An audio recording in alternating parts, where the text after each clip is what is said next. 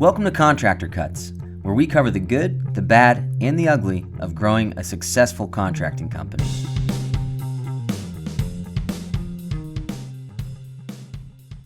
Welcome back to Contractor Cuts. My name is Clark Turner. Thank you for joining us again this week. So today is another Coaching Cuts episode. So what we are talking about today are lead sources and types of leads that you're getting in. Where should your price point be depending on where the lead comes in, and how do we build those estimates around the specific lead to make sure we capture as many jobs as we can? So let's talk about that. So first off, there's going to be three different types of main leads in residential contracting. Number one, you've got your homeowners. You've got the people that are improving for maybe to live there forever, to live in the house, or maybe they're trying to improve it to sell in 5 years, but they want to enjoy it while they're living there. Understanding the process and the reasoning behind what they're doing is going to help you determine what the estimate should look like, right? If I am trying to build value in the property to where I know that they're going to sell in 5 years, I'm not going to be doing some of the upgrades that they might want. And so I'm going to help guide them through, hey, if you're selling, let's only do things that return us a return on investment when it comes to the property. I like to assess the neighborhood. I like to assess what kind of the top value of the property in the neighborhood can be if they're in a neighborhood. Maybe get a realtor involved if they have one that might be listing the house in 4 to 5 years whenever they're looking to sell. But I need to know where is this money going? Do they need the money back out in 5 years, or are they building and renovating the home to be their permanent place, right? If they are not ever going to move, it doesn't matter if they're spending money on something that might not be a good ROI. What's important is that homeowner is getting the exact property that they want to live in. So I first understanding that on the homeowner side helps you guide them, helps you lead them, helps you be an advocate for them as they are building and developing the estimate and kind of the scope of work that we're doing out there. But for a homeowner, these people are looking for perfection, really good quality, really good communication, a lot more of a experience than necessarily the bottom dollar, the cheapest cost. Cost is important, right? But when we talk about the big three in the triangle, you've got your time, you've got your quality, and you've got your cost, right? And which two of those do you care about, right? If I want high quality quickly, it's going to cost a lot. If I want low cost but high quality, it's going to take me a long time, right? It's you can pick two of the three. You can't have all three at the same time. So with a homeowner, I'm thinking through that. Which one of those two of the three things do you want, and which one of those are you going to sacrifice? Once I start having those conversations, this isn't me as a contractor selling them a product. This is me helping them achieve and build exactly what their dream is and what their vision is, and helping them kind of realize what that is. Now, investors, if you have an investor client coming in, that's totally different. It might be a fix and flip. It might be someone building to rent or buying to fix and then rent and turn into a rental property. There's a number of reasons that investors are in there. But number one for an investor is going to be price point, right? If they've got a offer in on a property and they say, I've got $85,000 to renovate this property, or it's not worth it on paper to buy, obviously, I'm now working backwards on how do we get this property done for 85 or less, right? And so the quality and the speed, they might probably care about speed and they want decent quality, but we don't have a homeowner living in it. So they're okay with cutting some of those corners to be more focused on how quickly and efficiently can we spend that money and get in and out so they can list the property, get a renter in the property. But more importantly, I want it safe. I want it looking nice, but I don't need high-end finishes. I really want the best bang for my buck as an investor. Last group of people that you're going to be probably working with are agents, whether it's a real estate agent that's referred you business, an insurance agent that's referring you business, any sort of third party that is representing that customer or the owner of the property and connecting them to you. Now, these clients, what we care about is carrying their reputation, right? When a real estate agent offers you up as a general contractor to their customer, they'd care less about price. They care less about speed. They care less about quality even. They care most about you protecting their reputation, that you're not going to screw their customer, that you're going to take care of them, and that you're carrying the mantle of this real estate agent put their name on my back, and so I've got to act accordingly, right? So with whether it's a referral from insurance and an insurance agent saying, hey, this is a contractor that I definitely use for maybe putback or a flood, or a real estate agent saying, hey, I know you're buying this house. This is a really good contractor that does kitchens. You should call these guys. No matter what, the number one thing I care about is a customer experience at that point, because whatever I do or more I don't do, it's going to reflect on the person referring me that business. And if that happens, that water source is cut off. You have no more faucet of incoming jobs from that real estate agent or their insurance agent. So those are really the three different types. Now that person, again, it's going to be more of a homeowner when we're looking at quality versus the price versus the speed. But more importantly than those three things, like I said, when it's a third-party referral, I care about the experience and carrying that person's name along with me that they stamped on my back saying, hey, these guys are good. You should use them. I'm really doing it, to make that client happy, but also for the next 20 jobs that they might refer to me. I want all of those jobs to also come through our door. So that's the three different types of main types of clientele that you're going to get on the residential side. Now let's talk about how to bid price-wise for different types of lead sources. Number one, the biggest lead source that we want is a referral from somebody else. We want a referral from an agent. We want a referral from someone that's used us before. We want a repeat customer. Any sort of referral where someone stamps their name on you and says, hey, I've used these guys. They're awesome. Hey, these guys did my neighbor's house and it looks beautiful. You should use them. Any sort of referral lead source, what my price point is going to be medium to high. Like what my value is they understand it. And so I don't have to upsell them and show them how good my value is on my sales side. I've already in the door with these guys are good, they're quality, and they're worth paying a little bit more for. So on a referral lead, I'm going mid to high range on my price points. Again, I'm understanding the quality, what they're looking for, but I don't have to discount it down to try and land it because they're usually not bidding against too many people, sometimes against nobody. So referrals are my favorite lead sources because A, it's built in, they trust me, and B, I actually can charge our value because they're willing to pay for the value because they've seen the value from somebody else.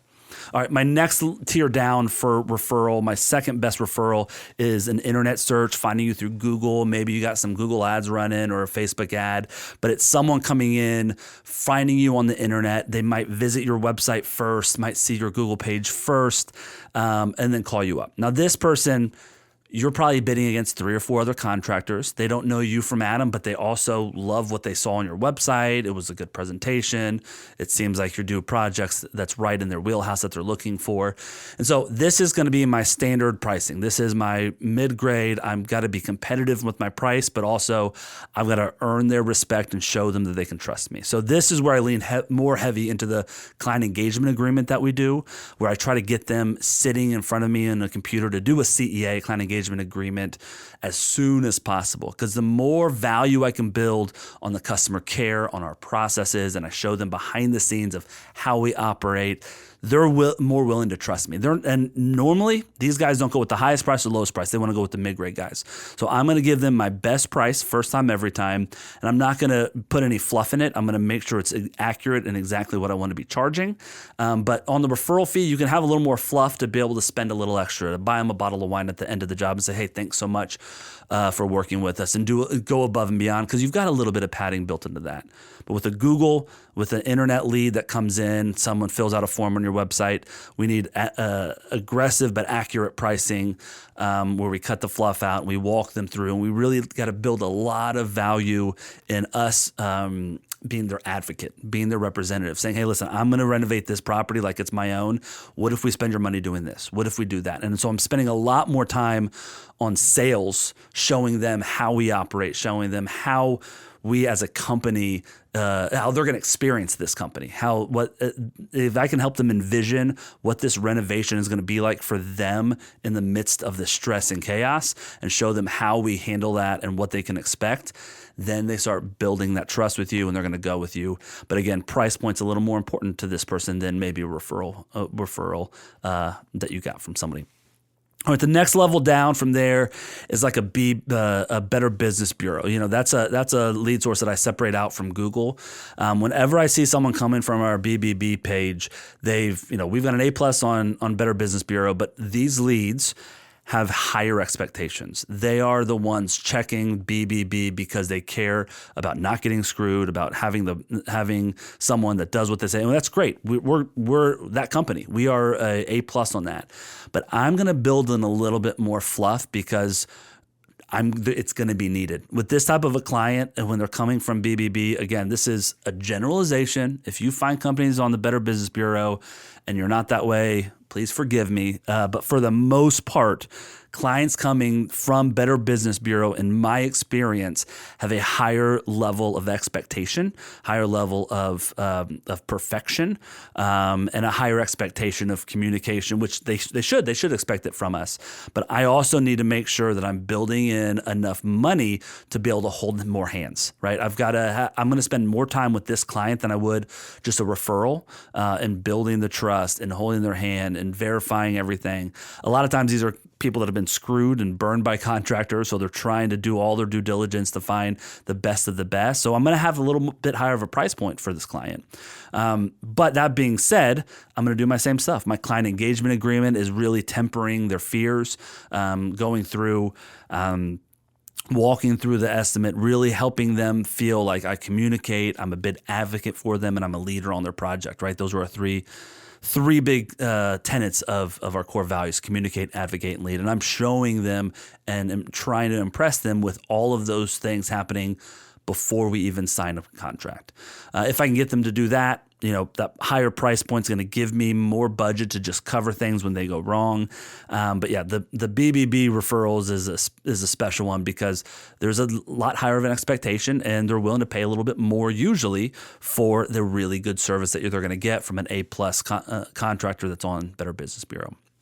All right, the last kind of referral source that can be coming in are the paid referrals, like Angie's List, all of those type of paid referrals where you're literally paying to get someone's name and number. I hate these. We don't do these. I understand companies that are small, just getting going, trying to get something in the door. This is they might have to go this way. I've not found it valuable. I've not found it worth it. Some people have. I've talked to guys that love it, and that's great. That's great.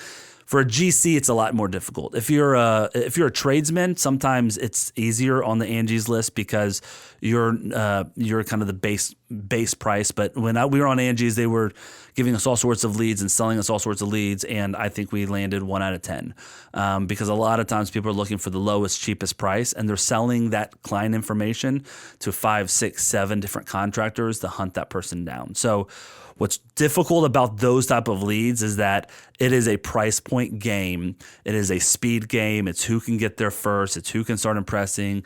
It's like speed dating, right? Like it's not a one-on-one date where we figure out if we work well together. I've got 30 seconds to impress you or not. I've got to jump on the lead right away. I got to be ready to jump in my car and come to the estimate.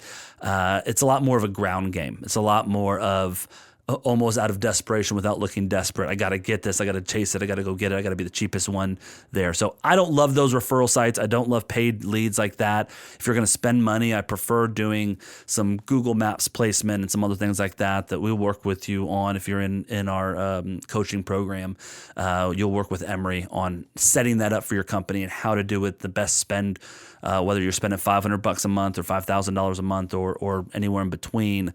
We want to make sure that we spend that money for our best bang for our buck. And we kind of have a tiered way that we do that. Anyways, all of that being said, the goal is to understand what leads are coming in, what lead sources you're that are sending you those leads, how to price it, and how to approach those clients. If you are looking at every lead that way, as opposed to just kind of cookie cutter where a lead comes in, I just treat them the same way. This is a sales game. This is building your sales around what the need of that client is, right? If I've got a farmer coming in to buy a truck, he's going to have different needs than that dude that just wants to drive it around downtown, right? And so I'm going to sell the same truck to 2 different guys 2 different ways. One guy's getting gas mileage. One guy's getting, how it looks and how you can upgrade and how you can do it. The other guy's getting powertrain and the durability of it and all that stuff. You're selling the same product to 2 different people 2 different ways. And that's what we're trying to do here with when the leads come in. Who are they? Investor, homeowner, real estate agent, where are they coming from? Did they find you on Google? Did someone refer them to you? Did Angie's List sell you that lead? Did they come through BBB? All of that information is information I need before starting the estimate, because that's going to help me frame how to sell it, who I'm dealing with, how I need to price it, and really kind of allows me the ability to form my sales pitch around what that specific client is needing. If you want to talk more about this, I would love to chat with you. If you go on ProStruct360.com and go to the Contact Us, you can sign up on my calendar to do a 30-minute conversation with me. I love to hear about your company, tell you about what we do, see if we can work together. One thing that I love doing with new contractors or interested contractors is kind of diving into their numbers and seeing if I could prove that I can pay for myself and then some and make them money. I like to look at how your operations are running and see if the cost of coaching and consulting can be made by making your inefficiency super efficient. If I can help make your company efficient, I will pay for myself tenfold. So that's what we try and do on the coaching side and consulting side. If I can build value in your company to where I pay for myself, maybe it's a great partnership. Sign up for a call. I'd love to talk with you about that. If it's something that you have a question about and how you're doing your company, sign up for that too. I'd love to help you out. For me, it's a long-term relationship. So sign up. Let's have a conversation about it, even if you're not interested in coaching today. And finally, if you need software, ProStruct360.com. It's a fantastic software. It's got built-in processes and procedures from first estimate to final invoice. Definitely something that's worth trying for your company. It's 2 weeks for free. You just go on, sign up, try it out for a couple weeks, and if you like it, it's a month-to-month fee, anywhere from $89 to $199, depending on what your needs are. I'd love to help you on board with that as well. All right, thanks so much for listening today, and we will talk to you soon. Bye-bye.